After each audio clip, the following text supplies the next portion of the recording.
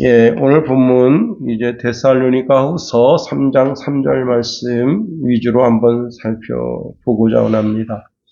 해녀들이 이제 성게를 채취하러 깊은 바닷물 속에 들어가는데 그때 항상 이제 물고기들에게 성게 하나를 깨트려서 그 맛을 보게 해줍니다. 왜 그런가 하면요, 바닷속 깊은 곳에서는 이제 주황 물고기인 흰둥가리가 있는데요. 흰둥가리가 이제 거기가 자기가 사는 이제 나와바리가 됩니다. 그래서 그 해초를 잘 보호를 해요. 자기가 알을 낳고 그 알을 그 해초에다 붙이고 그 새끼들 거기서 기르고 그렇게 해야 되는데 성게가 자꾸 와서 그 해초를 뜯어 먹습니다. 그러면 이 흰둥가리가 이제 성게를 이 가시를 딱 물어가지고 멀리 갖다 놓고 또 돌아오면 다른 성게가 와서 또 그 해초를 뜯어 먹습니다. 그런데 어느 날 보니까 웬 인간이 물속에 깊이 들어오더니 성게를 막 주워간단 말이에요. 그래가지고 이 흰둥가리가 이제 내가 이렇게 수고할 필요 없이 저 해녀들이 이 물속에 들어오면 어디에 이 성게가 있는지 알려줘야 되겠다. 그래서 해녀가 딱 잠수에 들어오면 쫓아가가지고 해녀를 끌고 옵니다. 그럼 해녀가 막 그걸 주워 담아요. 그리고 이제 그 자리에 두둑하게 담으면 그때 이 해녀가 이제 마지막으로 두툼한 살이 오른 성게 하나를 깨뜨려서 맛을 보여주게 됩니다. 그렇습니다. 여러분, 흰둥가리가 그 참 자기 자신의 지혜로 해초를 지키려고 해도 계속해서 성게가 그 해초로 달겨드는데 참 지키려고 해도 다 지켜낼 수가 없습니다. 결국 많은 부분의 해초를 성게가 빼앗아갑니다. 이것의 자연의 이치라 할 수 있습니다. 여러분, 그런데 우리에게는 자연의 이치가 우리의 삶을 다스리는 것이 아니라 하나님의 진리가, 하나님의 보호하심이 우리를 다스리신다는 겁니다. 시편 121편 5절에 보니까 여호와는 너를 지키시는 이시라. 여호와께서 내 오른쪽에 내 그늘이 되시나니 말씀하십니다. 하나님께서는 그의 백성을 항상 지켜주시는 분이십니다. 자, 순례자들이 예루살렘을 향하여 올라가는 여행길에 있습니다. 그 여행길이 매우 위험하죠. 정말 그 여행길에서 강도를 만나기 십상입니다. 자, 여러분, 선한 사마리아인 이야기가 있잖아요. 그게 강도 이야기 아니겠어요? 나라가 먹고 살기 힘들고 어려우니까 생계를 위해서 생계행 강도가 나오게 되는 겁니다. 이들은 사람의 목숨을 해하는 것보다 일종의 통행세를 걷는 거죠. 그러니까 나도 먹고 살고 너도 살아야지. 여러분, 그 길을 통행하는 사람을 다 죽여서 그 길로 가면 죽는다 그러면 자기도 굶어 죽는 거 아니에요. 그래서 적당히 패고 적당히 돈을 뜯어내고 그리고 너도 어차피 여행길을 가야 되니까 돈을 조금 남겨준다 하고 이런 생계행 그런 강도가 있었던 것이 사실입니다. 자, 그런데 바울이 선교 여행을 다닙니다. 자, 말이 다르고 물이 다르고 산이 다르고 문화가 다릅니다. 그러니 수많은 어려움을 겪게 되는 거예요.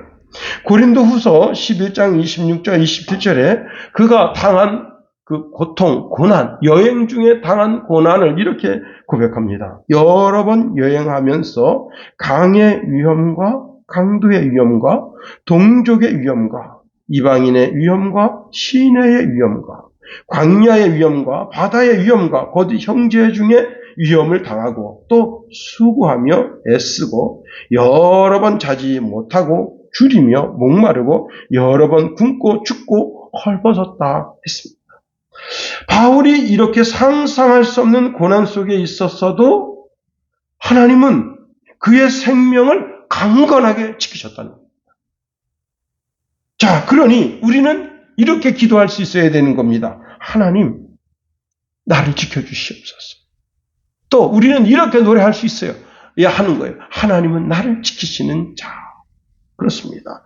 우리가 오늘 본문에 있는 말씀을 통해서 한번 세 가지로 살펴보겠습니다. 자, 여호와 하나님은 나를 지켜주시는 이 심을 믿는 자는 먼저 하나님을 신뢰한다. 하나님이 믿으신 분임을 알아야 된다는 겁니다. 그래서 3절 상반절에 주는 믿부사 이렇게 말씀하고 있습니다. 가장 신뢰할 수 있는 분이 누구냐? 하나님이라는 겁니다. 자, 다윗은 사울 왕과 여러 번 적대적 관계로 만나서 생명의 위험 속에서 자신의 생명을 구원하신 하나님을 바라봅니다. 자, 과거 자신의 삶에 역사하신 하나님을 회상하면서 감사하고 찬송하면서 고백합니다. 여호와는 나의 구원자, 나의 피할 바위, 방패, 환난 중에 기도하면 반드시 응답해 주시는 분이라고 고백합니다.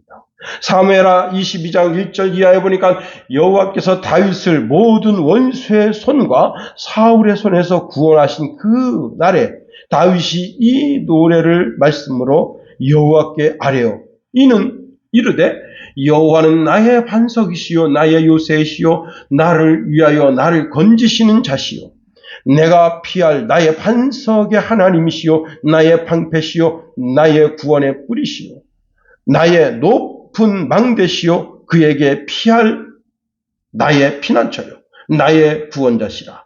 나를 폭력에서 구원하셨도다. 내가 찬송받으실 여호와께 아뢰리니 내 원수들에게서 구원을 받으리로다 말씀합니다.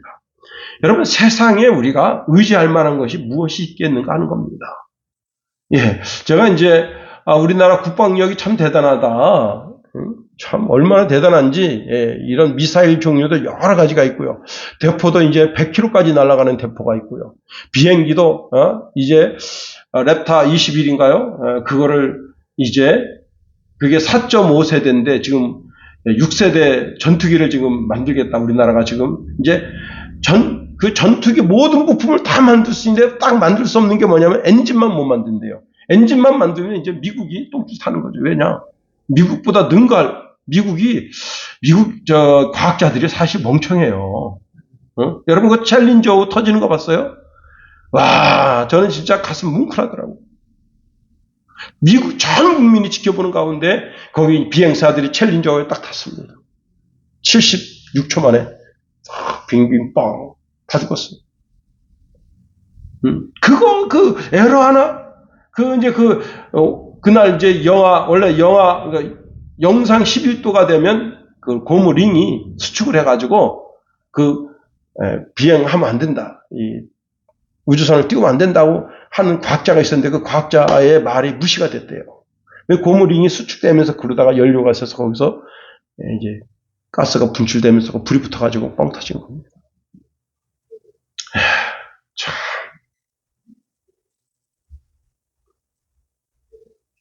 우리가 물론 뭐 전투기도 그렇고 무슨 여객기도 그렇고 헬기도 그렇고 다 미국 걸 갖다 이제 우리가 이렇게 참 놓고 연구하고 또 러시아 저기 산불 감시하는 그 비행기 전투기 이런 거 다 또 러시아 탱크 불금 사업해가지고 갖다가 놓고 우리가 뜯어가지고 다 했어요. 러시아가 우리 거를 쫓아올 수 없을 정도로 이건 업그레이드가 아니죠. 새로운 재창조를 하는 거죠. 자, 그런데 여러분, 그래도 그런 무기가 우리의 신뢰하고 의뢰할 바가 아니라는 겁니다.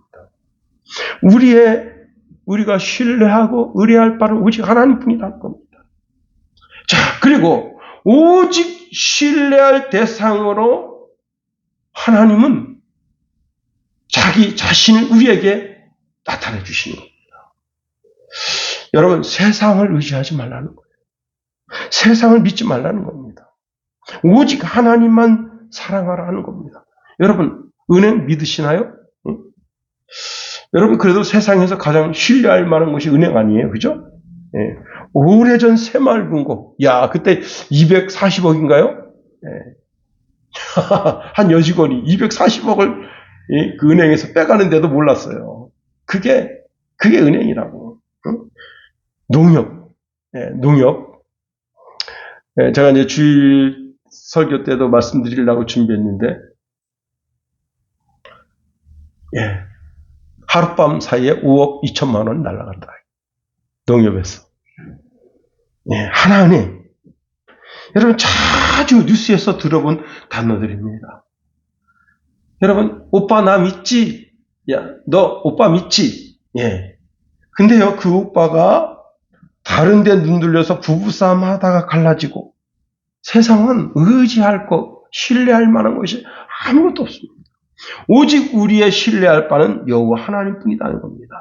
고린도전서 1장 9절에 보니까 너희를 불러 그의 아들 예수 그리스도 우리 주와 더불어 교제케 하시는 하나님은 미쁘시도다 말씀했습니다. 성도가 하나님에 대한 절대적인 의지는 믿음이라는 단어로 표현되는데, 이는 마지막까지 흠없이 우리가 보존될 것을 믿는 믿음이다 하는 겁니다. 사람은 그 신뢰가 조속간에 바뀐다는 거예요. 여러분, 변소 가기 전 마음하고 변소 다녀온 마음이 다르다. 사람이 그런 거예요. 그렇습니다. 그러나 하나님은 그 마음이 변함이 없으시다는 겁니다. 혹 하나님의 마음이 변할 때가 있는데, 그때가 어느 때인가 하면 나한테 유리하게 될 때, 그때 하나님의 마음을 바꾸십니다. 또 하나님은 온 인류가 의지해야 할 신앙, 믿음의 대상이 되신다는 겁니다. 특히 우리가 기도할 때 하나님은 우리의 기도를 들으시고 응답해 주실 것을 확신해야 한다는 거예요. 하나님은 우리가 당하는 큰 환난 가운데서 우리가 기도하면 눈을 감아버리시거나 얼굴을 돌리시거나 모른 체 하시는 분이 아니시다는 겁니다. 자, 어리석은 인간은 하나님을 원수로 만듭니다. 이사야서 40장 27절에 이렇게 말씀하고 있네요. 야곱 백성아, 너희가 어찌하여 불평하느냐? 이스라엘 백성아, 어찌하여 말하기를 여호와께서는 나의 어려움을 모르고 계신다. 내 하나님께서는 나의 간절한 부르짖음을 무시하신다라고 하느냐 하고 책망하십니다. 여러분, 정주영 회장이 늘 이렇게 말하고 다녔다는 거예요. 자네 해봤어? 자네 해봤냐고. 왜 안 된다는 말을 먼저 하느냐. 그런데 여러분, 우리가 하나님을 신뢰하고 하나님을 의지한다면, 여러분, 우리가 이렇게 말할 수 있어야 하는 거예요. 자네 기도해봤어? 하나님을 신뢰하고 믿고 기도해봤냐고. 이렇게 말할 수 있어야 하는 겁니다. 여러분, 기도할 때 하나님은 우리가 당하는 시험도 능히 담대하게 감당할 수 있게 하시고, 또한 피할 길도 내신다.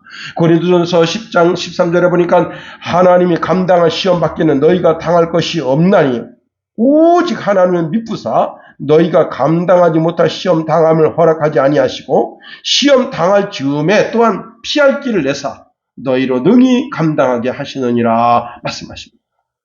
기도하지 않으면 시험거리가 날 떠나질 않아요. 그런데 우리가 기도하면 그 시험거리도 우리 삶에서 떠나고, 혹시 내가 감당하지 못할 시험거리가 있으면 하나님은 기도함으로 말미암아 능히 그것을 이길 수 있게 해주시는 겁니다. 그러므로 우리가 믿음으로 살아야 되는 거예요. 예수님께서 나사로의 무덤 앞에 오셨습니다. 그때 마르다는 예수님 근처에 있었고 마르다를 불러오라 하십니다. 자, 마르다가 급하게 이제 예수님 쪽으로 향하여 가는데 많은 유대인들이 마리아가 지금 무덤에 곡하러 가는구나 하고 막 쫓아옵니다. 그때 보니까 예수님이 자기 앞에 계셔요. 마리아가 엎드려서 이렇게 말합니다. 주께서 여기 계셨더라면 내 오라비가 죽지 아니하였겠나이다 합니다. 자, 그때 마리아도 울고 마르다도 울고, 그리고 둘러선 유대인들이 눈물을 흘리니까 그 모습을 지켜보는 예수님이 마음이 참 아프셨어요. 그리고 이제 나사로 무덤 앞에 갔을 때 예수님이 이제 마리아가 계속 울고 마르다가 울고 동네 사람들이 울고 있으니까 그 마음이 통해서 주님도 그 무덤 앞에서 우셨습니다. 그때 유대인들이 불신앙을 드러냅니다. 예수께서 나사로를 얼마나 사랑하였는가 봐라. 안 못 보는 사람도 눈을 뜨게 하고 그렇게 했던 사람이 나사로가 살아날 수 있을 때 빨리빨리 와서 고쳐주지. 나사로를 고쳐줄 만한 능력이 없으니까 이리 빼고 저리 빼고 이제 온 거 아니야. 다 죽은 다음에. 하고는 예수님 들으라고 뒤통수도 대고 볼멘 소리로 불신앙을 드러냅니다. 자, 그때 주님은 사람들에게 나사로 무덤 앞에 있는 이제 돌무더기, 큰 돌무더기를 옮겨 놓을 것을 명령하십니다. 그럴 때 마르다가 불신앙으로 이렇게 말합니다. 주님, 오빠가 죽어 무덤에 있은 지 이미 사흘이나 되어 냄새가 심하게 납니다. 이게 뭐예요? 손대지 말라요. 왜? 유대인들은 이렇게 시체에 손을 대면 부정하게 되는 거예요. 여러분, 그때 주님이 이런 말씀하십니다. 이렇게 말씀하셔요. 내가 믿으면 하나님의 영광을 볼 것이라고 내가 너에게 말하지 아니하였느냐. 주님은 믿음을 요구하신다. 믿음을. 우리가 구원받는 길은 믿음뿐이다는 거예요. 로마서 10장 9절 10절에 보니까 내가 만일 내 입으로 예수를 주로 시인하며 또 하나님께서 그를 죽은 자 가운데서 살리신 것을 내 마음에 믿으면 구원을 받으리라. 사람이 마음으로 믿어 의에 이르고 입으로 시인하여 구원에 이르느니라. 성경이 이르되 누구든지 그를 믿는 자는 부끄러움을 당하지 아니하리라 하니 유대인이나 헬라인이나 차별이 없습니다. 한 분이신 주께서 모든 사람의 주가 되사 그를 부르는 모든 사람에게 부요하게 하시도다 말씀하십니다. 믿음이 요구된다. 믿음. 그래요. 우리가 천국 가는데도 믿음이 요구된다. 주는 믿으시사 믿을 만한 분이라는 거예요. 오직 주님만이 믿을 만한 분이라는 거예요. 두 번째로 우리가 내가 오직 하나님만 믿을 만한 분이라고 고백한다면 여러분 하나님을 의지하는 그 신앙 가운데 하나님이 나를 굳건하게 하신다는 겁니다. 3절 상반절 중반절에 이렇게 말씀하고 있네요. 주는 믿부사 너희를 굳건하게 하시고 우리가 하나님을 믿고 간구하고 기도할 때 우리는 두 가지 축복으로 하나님이 우리의 신앙을 견고하게 하십니다. 첫째는 우리의 신앙이 굳건하게 만들어주신다는 겁니다. 여러분, 나 혼자 힘으로는 버틸 수가 없어요. 그런데 하나님이 함께 하심으로 우리는 넉넉하게 버틸 수 있게 되는 겁니다. 우리가 하나님을 믿고 신뢰할 때 하나님은 나의 버팀목이 되어주신다는 거예요. 더 나아가 하나님은 나의 위로가 되어주신다는 겁니다. 사실 여기 굳건하게라는 단어를 그 단어 자체로만 보면 우리가 하나님의 위로를 기대할 수는 없어요. 그런데 어원적으로 보면 그 어원이 무슨 뜻인가 하면 옆에서 부르다라는 뜻입니다. 요한일서 2장 1절에 보면 이 단어를 대원자라고 번역하고 있습니다.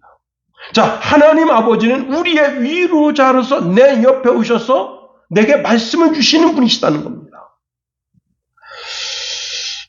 한 농부가 이제 밭에서 일을 하는데 밭 일항을 관리기로 만들어서 이제 그 밭 일항을 만드는데 참 이 농부가 지혜로운 것이 뭐냐면은 우리 김관우 집사는 이제 관리기로 밭 일항을 만드는데 삐뚤빼뚤 그래요. 왜 그런가 하면 이렇게 목표를 보고 가야 되는데 뒤로 이 관리기를 끌고 가는 거야. 왜 관리기를 뒤로 끌고 가냐면 이 관리기를 앞으로 놓으면 흙탕이 자기한테 와요.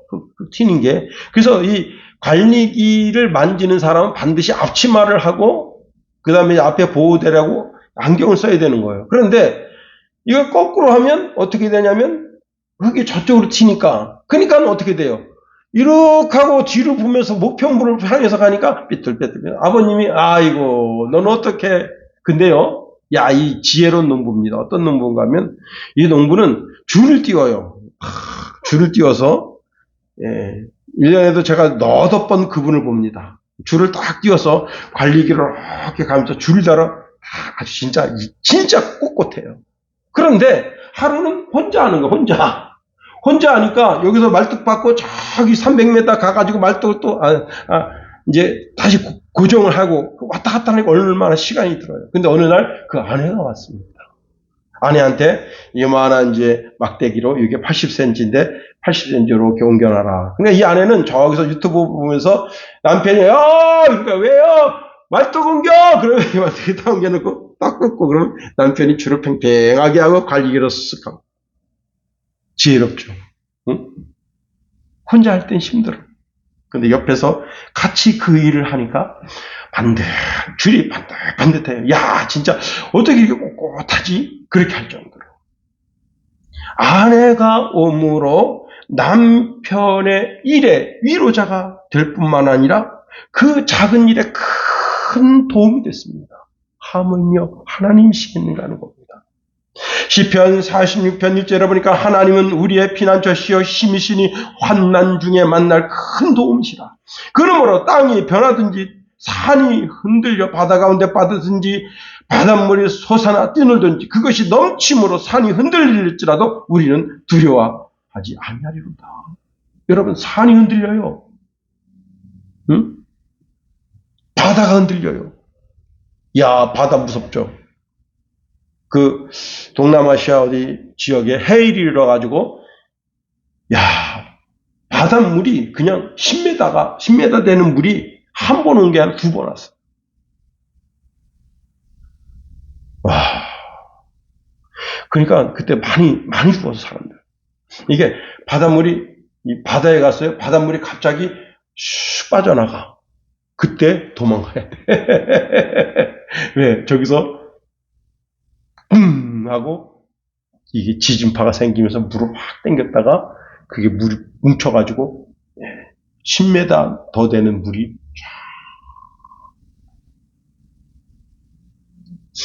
높은 빌딩이 있으면 막 거기 올라가면 되는데 해안가는 그런 게 없잖아요. 야자수 나무까지가 얼마나 될 것 같아요? 10m 되는 해일이 오니까 근데 그 119 구조대인데 그 사람이 참 사람 많이 살렸습니다. 그 영상에 막 진짜 살려주니 나중에 자기는 이제 지쳐가지고 그 바닷물에 빠져 죽었어요.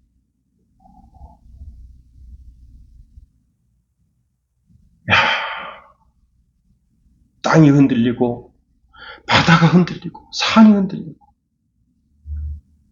여러분, 그럴지라도 우리가 견고한 믿음을 하나님께 두는 것은 이 땅에 우리가 생명이 다하는 그날 하나님 우리를 천국으로 데려가신다.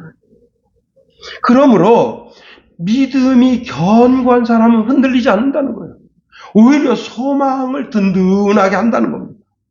흔들리지 않는 믿음을 소유하게 된다. 여러분, 주님은 그 어떤 사탄의 공격에도 흔들리지 않고 견고한 믿음이 되기를 원하신다 하는 겁니다. 그렇습니다. 바울은 사탄, 즉 악한 자가 역사할 때 우리가 쫄아서 사탄을 크게 보면 안 된다는 거예요. 비록 산이 흔들리고 바다가 넘실대고 지축이 흔들리는 그런 상황이 있을지라도 그런 상황 속에서 우리는 오직 여호와 하나님을 크게 보라는 거예요. 상황, 환경을 크게 보게 되면 거기에 빠지게 돼요. 그런데 그 상황 속에서도 하나님을 크게 봐야 돼요. 하나님 의지해야 되는 거예요. 오직 예수님만이 나의 주가 되시고 나의 지도자가 되시고 나의 위로자가 되시고 내 심령을 견고하게 하시는 분이시다. 여러분, 그럴 때 하나님이 나를 견고하게 하신다는 겁니다. 세 번째로, 여러분, 우리가 주만 믿으신 분이라고 믿고 나아갈 때 우리를 지켜주신다는 거예요. 우리 3절 말씀 다시 한번 같이 읽어봅니다. 시작. 주는 믿부사 너희를 굳건하게 하시고 악한 자에게서 지키시리라. 여러분, 우리가 주를 신뢰할 때 우리를 악한 자에게서 지켜주신다 하는 겁니다. 여기 악한 자라는 말은 말 그대로 악한 자입니다. 여러분, 세상의 악이 얼마나 즐비하냐. 응? 우리가 주기도문 할 때도 주님께서 가르쳐 주신 기도문에 이런 말씀이 있습니다. 우리를 시험에 들게 하지 마시옵고 다만 악에서 구하시옵소서. 나라와 권세와 영광이 아버지께 영원히 있사옵나이다. 아멘. 주님은 겟세마네 동산에서 기도하실 때 제자들에게 당부하시면서 이렇게 말씀하십니다. 시험에 들지 않게 깨어 기도하라. 마음에는 원인으로 돼 육신이 약하구나 말씀하십니다. 이 무슨 말씀이냐? 내 삶에 하나님이 나를 지키시게 하는 방법이 있다. 그 방법이 뭐냐? 기도라는 거예요. 기도. 사탄은 그 분노를, 그 악을 쉬는 법이 없습니다. 다만 그 분노를 누그러뜨리는 방법이 있는데 하나님이 개입하시게 하는 방법뿐이다. 하나님이 개입하시는 방법이 뭐냐? 그게 바로 기도입니다. 누가복음 22장 40절에 보니까 그곳에 이르러 그들에게 이르시되 유혹에 빠지지 않게 기도하라 하십니다. 성도가 쉽게 시험에 드는 것은 뭐예요? 유혹이에요. 유혹. 성도는요, 환난이 오면 그 환난을 견딜 수가 있어요. 아, 이거 사탄에게서 오는 거구나. 환난은 견디는데 유혹에 약해. 에덴의 아담과 하와가 그 유혹에 무너진 거예요. 여러분, 에덴 동산에 막 그 사탄이 와가지고 아담과 하와를 핍박했었어 보세요. 하나님 못 믿게 막 그렇게 막 했었어 보세요. 넉넉하게 이길 수 있었을 겁니다. 그런데 유혹하니까 그 유혹에 상 넘어간 거예요. 템테이션, 유혹, 성도를 무너지게 하는 겁니다. 예수님의 그 대제사장 기도가 요한복음 17장에 나옵니다. 예수님께서 십자가에 달리시기 전에 제자들과 마지막 만찬을 나누신 후에 아버지 하나님께 기도를 드립니다.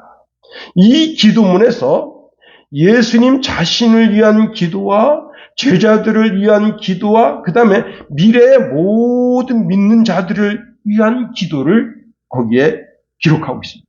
그런데 지금 신앙생활은 성도들을 위한 기도문 가운데 15절에 내가 비옵는 것은 그들을 세상에서 데려가기를 위함이 아니요 다만 악에 빠지지 않게 보존되기를 위함이니이다 했습니다.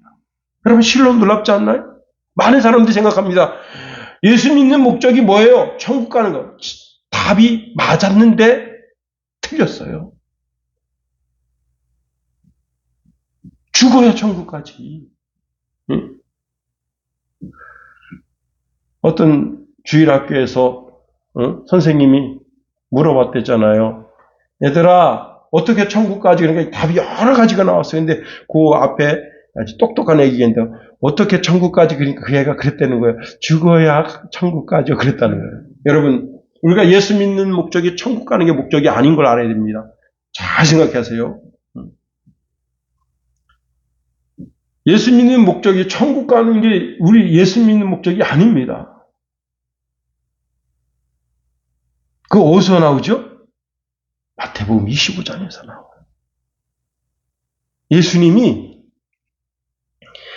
그 염소와 양을 구분하듯이 구분하는데 양과 같은 성도, 하나님의 말씀에 순종한 성도, 그 성도가 어떤 성도예요? 여러분, 그들은 이 땅에 살면서 하나님 말씀을 자기 삶에 실천하면서 산 사람입니다. 병든 사람을 돌아보고 교도소에 갇힌 사람 돌아보고 정말 굶주린 사람이 있으면 돌아보고 환난 중에 있는 사람을 돌아봤던 수많은 목회자들, 또 장로님, 권사님, 성도들, 그들을 향해서 뭐라고 말씀하십니까? 착하고 충성된 종아 네가 참 잘하였구나.